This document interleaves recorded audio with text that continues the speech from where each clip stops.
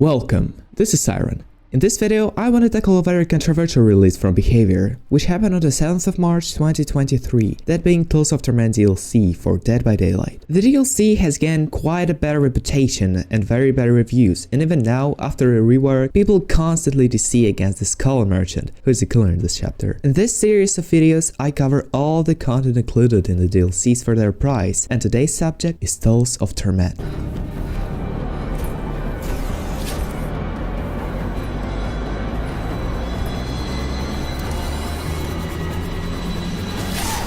But before that, sorry for the trick, but YouTube tells me that only 0.6% of people watching my videos are actually subscribed, so please consider subscribing and leaving a like if you enjoyed the video. Thank you. For the price of $11.99, this DLC includes 2 survivors, being siblings Thalita lyra and Renato lyra, 1 killer being the Skull Merchant, and an additional weapon cosmetic for Skull Merchant, a shirt for Thalita, and a shirt for Renato. Let's start with the survivors. Thalita counts the 3 unique perks: Friendly Competition, Teamwork Power of 2, and Can't Lose. Friendly Competition activates for 75 seconds after you complete the generator with at least one another survivor, and gives you and the affected survivor a 5% repair speed bonus. And that is honestly just bad. Doing gens together is already a bad strategy since it allows the killer to spread the pressure very easily, but the bonus you get for working together is just bad, and before that you get nothing. Instead, I recommend you bring Prove Thyself, which will indeed help you and your team do gens faster, even if you end up working on the same gen. Teamwork Power of 2 gives you and your healer a 5% speed boost as long as you stay within 12-meter radius after a heal. I can't say that this perk is no fun, but the perk is badly designed because as a survivor, it's usually better to spread out, so less pressure is put on the team. Plus, it is really easy to lose the effect accidentally. Cut Loose activates for 6 seconds after vaulting in Chase, and resets every time you vault during this time frame. Missing the time frame will put the perk on a 45-second cooldown. This perk is supposed to help in 50-50s, and I do believe it does its thing well when the timing's right, especially for killer that doesn't see you. But most of the time the perk is on a 45-second cooldown in the moments where it's needed, because you had already vaulted the window in Chase and had to leave the loop. This perk is not bad, but a tad bit situational. Renato lyra counts the 3 unique perks: Blood Rush, Teamwork Collective Stealth, and Background Player. Blood Rush activates after getting healed when you're on the death hook. Pressing the active ability button will instantly recover you from exhaustion and injure you for 20 seconds without the ability to heal. You get back to healthy if you last these 20 seconds without getting down though. This perk is yet again quite situational, because sometimes killers would rather tunnel you straight in the hook so you're unable to use the perk at all. The perk situation dependency also grows from the fact that it needs an exhaustion perk to get any use from it.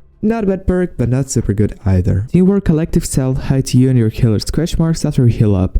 It suffers from the same issue as the other Teamwork perk, meaning that it's not that good. Background Player gives you a whooping 200% speed boost whenever a survivor gets picked up by the killer, and gives you 40-second exhaustion after that. This perk is insane and allows to create impossible situations for the killer. She's exhausted now. Can use it again. Oh my god, please, no! No!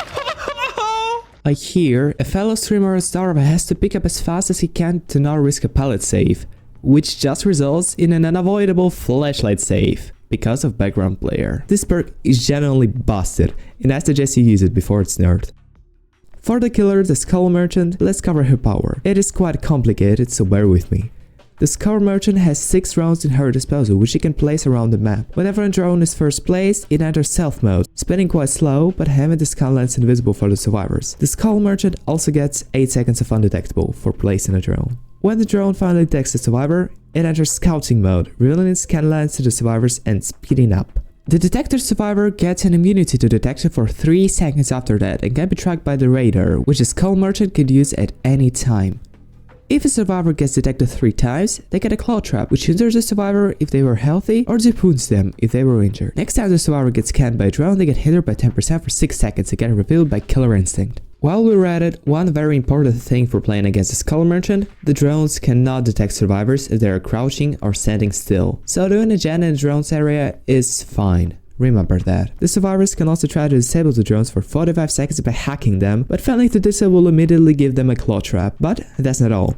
The Skull Merchant also gets a haste bonus for each survivor with a claw trap. Her power is in my opinion quite strong, but not super fun or interactive. If strong power is what you're looking for, this killer designs loops with great success and has some map control, you might enjoy her. But if fun is what you're looking for, You still might somewhat enjoy the Skull Merchant, but not as much as per se Wesker. The Skull Merchant's perks are Thwack, Leverage, and Game of Food. Thwack activates after a hook, and the next time you break a wall or repel it, the perk makes survivors in a 30-meter radius scream and reveal the aurora to you for 4 seconds. This perk is a nice and licensed alternative to the Xenomorph's perk Ultimate Weapon, but ultimately loses to it in my opinion, needing a limited resource to get to use. Leverage is a token-based perk which gains tokens whenever you hook a survivor, up to a maximum of 10 tokens. For each token, survivor's healing speed gets reduced by 5% for 30 seconds after a hook, up to 50% when you're hooking for the 10th time in a match. This perk isn't necessarily bad and can have its use, but the time it needs for it to have some kind of impact is quite long, running the perk overkill by the time the perk is at its best. Game of Food makes the survivors with the most chase time become your obsession after a hit. You also get a 5% speed boost for 10 seconds after damaging a generator or breaking a pallet or a wall. This perk is rather unique, allowing you to make up for the time you spend breaking a pallet in chase, but the dependency on obsession can suck.